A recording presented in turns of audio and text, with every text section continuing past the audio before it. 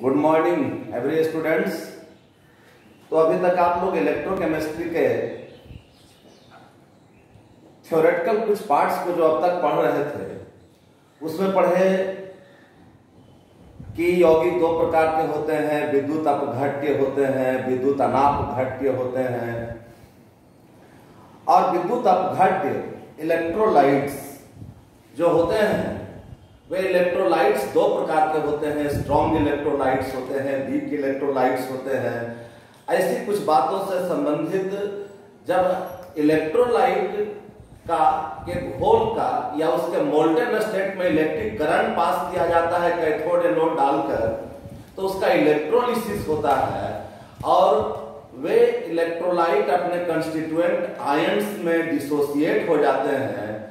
Electrolyte का cation cathode पर और एनायन एनोड पर डिपॉजिट होता है।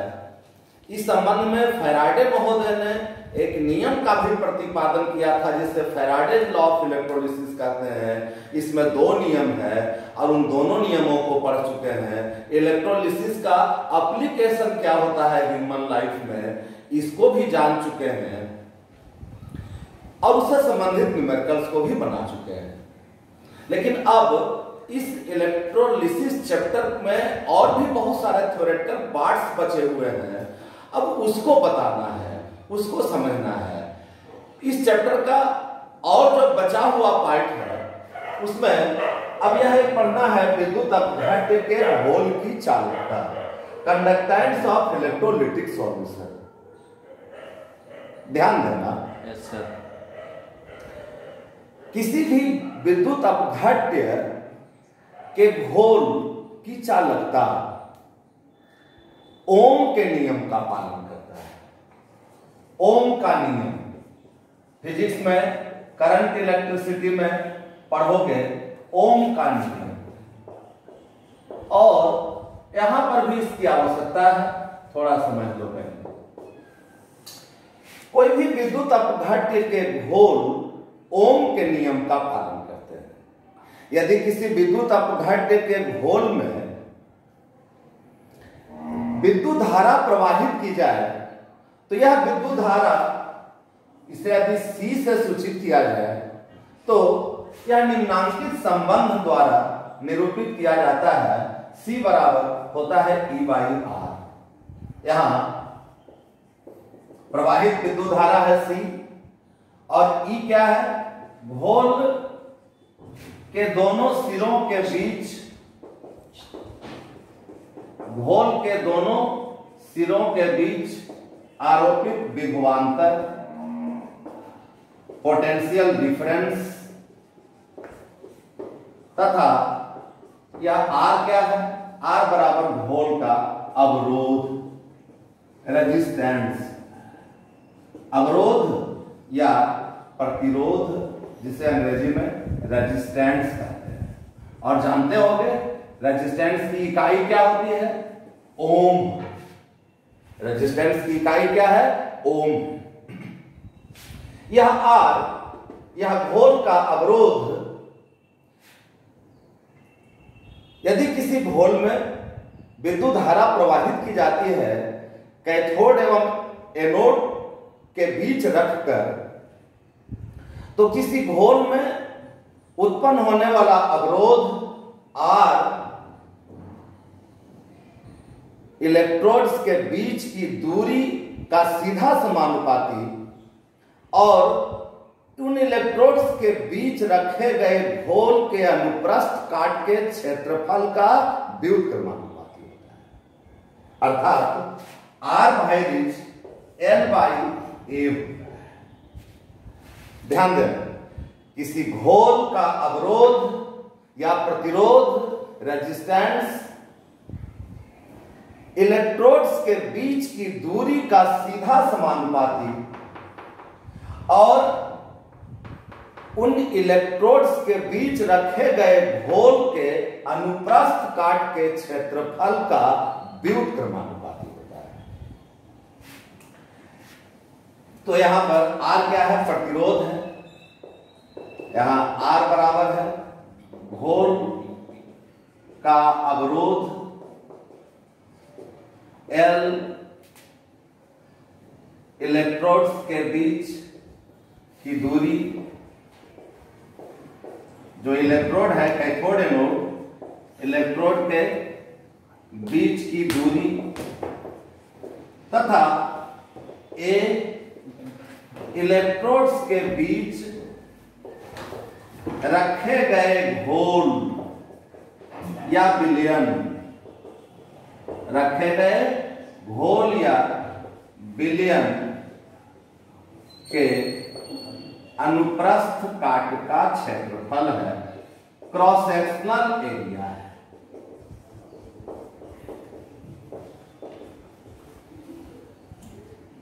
और इसी को ऐसे भी लिख सकते हैं, R बराबर एक यदि प्रोपोर्शनलिटी कांस्टेंट ले लें, समानुपाती स्थिरांक ले लें, तो R बराबर लिख सकते हैं रो इंटू एल बाई ए। यहां पर रो क्या है? समानुपाती स्थिरांक है, जिसे पहले विशिष्ट प्रतिरोध भी कहा जाता था, अब इसे प्रतिरोधकता भी कहा जाता है। यहां यह रो क्या है? ऐसे तो समानुपाती स्थिरांक है, लेकिन इसे पहले विशिष्ट प्रतिरोध, स्पेसिफिक रेजिस्टेंस, या इसी को अब रेजिस्टिविटी, प्रतिरोधकता भी कहा है। रो क्या है? स्पेसिफिक रेजिस्टेंस है, या इसी को रेजिस्टिविटी भी कहते हैं, प्रतिरोधकता कहा जाता है, या इसी को विशिष्ट प्रतिरोध कहा जाता है। यह विशिष्ट प्रतिरोध की परिभाषा क्या होगी? इसी फार्मूला से रो की परिभाषा भी प्राप्त हो सकती है। कैसे? ध्यान देना सर, ऊपर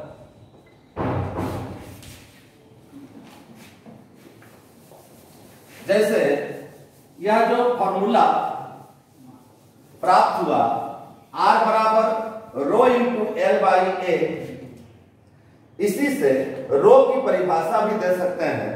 कैसे? क्या हो जाएगा? और रो बराबर हो जाएगा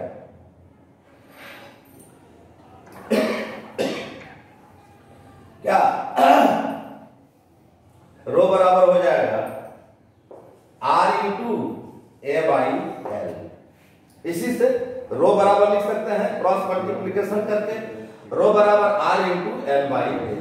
अब यदि ए बराबर क्रॉस सेक्शनल एरिया, यदि 1 वर्ग सेंटीमीटर तथा एल बराबर इलेक्ट्रोड्स के बीच की दूरी 1 सेंटीमीटर हो, तो रो बराबर क्या हो जाएगा? R। रो बराबर क्या हो जाएगा? R हो जाएगा। अर्थात प्रतिरोधकता या विशिष्ट प्रतिरोध ओम में, R की इकाई क्या होती है? ओम। तो विशिष्ट प्रतिरोधकता, विशिष्ट प्रतिरोध या प्रतिरोधकता ओम में व्यक्त किया गया वह अवरोध होता है जो चालक के 1 सेंटीमीटर, चालक के 1 घन सेंटीमीटर, 1 सेंटीमीटर क्यूब के मार्ग में आरोपित होता है। और यह जो विशिष्ट प्रतिरोध है, या जिसे प्रतिरोधकता कहते हैं, इसी के व्युत्क्रम को चालकता कहा जाता है, विशिष्ट चालकता कहा जाता है। ध्यान देना, प्रतिरोध के व्युत्क्रम को ही चालकता कहते हैं, और विशिष्ट प्रतिरोध के व्युत्क्रम को विशिष्ट चालकता कहते हैं। चालकता के बारे में पहले समझो कि किसी घोल में जब विद्युत धारा प्रवाहित की जाती है और उसमें जो अवरोध उत्पन्न होता है, उस अवरोध के व्युत्क्रम को चालकता कहते हैं, कंडक्टिविटी। बराबर याद रखो 1 बाई रेजिस्टेंस। कंडक्टिविटी बराबर क्या होगा? 1 बाई रेजिस्टेंस। तो कंडक्टिविटी का यूनिट क्या हो जाएगा? यूनिट ऑफ कंडक्टिविटी क्या होगा? या कंडक्टेंस, वही कंडक्टिविटी कर सकते हैं। यूनिट ऑफ कंडक्टेंस या कंडक्टिविटी बराबर क्या हो जाएगा 1/ओम, चूंकि रेजिस्टेंस का यूनिट होता है ओम, तो कंडक्टेंस का यूनिट हो जाएगा खाली क्या ओम इनवर्स। चालकता के व्युत्क्रम को नहीं, प्रतिरोध के व्युत्क्रम को चालकता। The reciprocal of resistance is called conductivity और कंडक्टेंस। अब चूंकि रेजिस्टेंस का यूनिट ओम है, तो कंडक्टेंस या कंडक्टिविटी का यूनिट क्या होगा ओम का उल्टा होगा 1/ओम होगा। रेसिप्रोकल ऑफ ओम वो ओम इनवर्स लिख सकते हैं। अब यह जो कंडक्टिविटी होती है यह 3 प्रकार की होती है। घोल की चालकता, types of conductance of an electrolytic solution. घोल की चालकता 3 प्रकार की है। पहला स्पेसिफिक कंडक्टेंस, जिसे हिंदी में कहते हैं विशिष्ट चालकता। दूसरा है इक्विवेलेंट कंडक्टेंस, तुल्यांकी चालकता। हिंदी में क्या कहेंगे इसे तुल्यांकी चालकता। सब छोटी छोटी बात और बहुत आसान बात है। तीसरा टाइप है कंडक्टेंस का मोलर कंडक्टेंस। मोलर कंडक्टेंस को हिंदी में कहते हैं मोलर चालकता। अब तीनों क्या है अलग अलग, इस पर ध्यान देना है। इससे संबंधित सवाल भी परीक्षाओं में रहते हैं। इस पर आधारित भी कुछ फॉर्मूला जो प्राप्त होता है उससे भी न्यूमेरिकल्स बनाए जा सकते हैं। उससे संबंधित भी न्यूमेरिकल्स परीक्षाओं में पूछे जाते हैं। पहला ध्यान दो कि पहला जो स्पेसिफिक कंडक्टेंस है, विशिष्ट चालकता है, ये क्या है।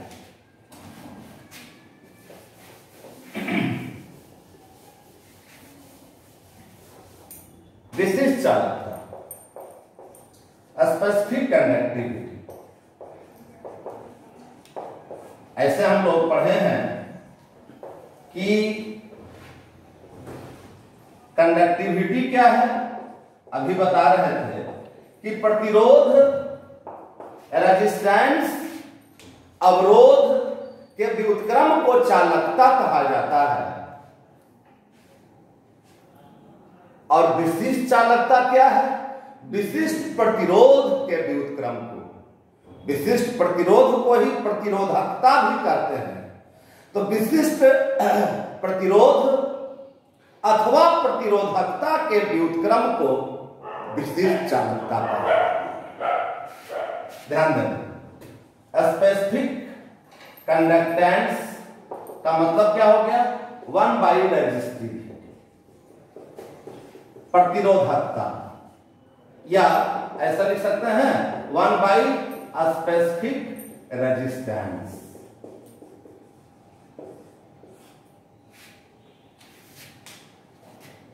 तो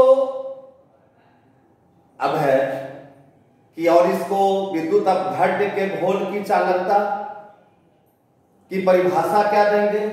एक तो सिंपली ऐसे कह सकते हैं कि प्रतिरोधकता के व्युत्क्रम को, विद्युत अपघट्य के घोल के प्रतिरोधकता के व्युत्क्रम को विशिष्ट चालकता कहा जाता है।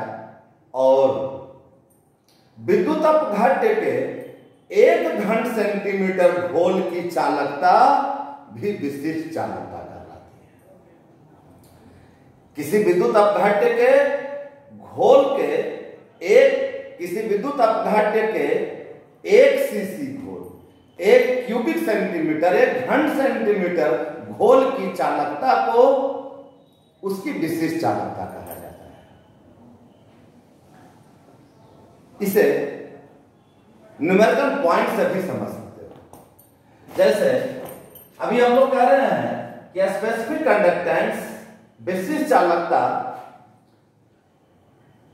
प्रतिरोधकता के व्युत्क्रम के बराबर होता है। स्पेसिफिक कंडक्टेंस को कप्पा से सूचित किया जाता है, तो ये कप्पा बराबर ऐसे लिख सकते हैं 1 बाई रेजिस्टिविटी का संकेत होता है रो, और रो बराबर क्या होता है, अभी देख रहे थे पीछे, रो बराबर होता है 1 by R into A by A. इधर देखे थे रो बराबर क्या था, 1 by R into A by L. तो 1 बाई रो बराबर क्या हो जाएगा, इसका उल्टा हो जाएगा, तो 1 बाई आर मैंने लिख सकते हैं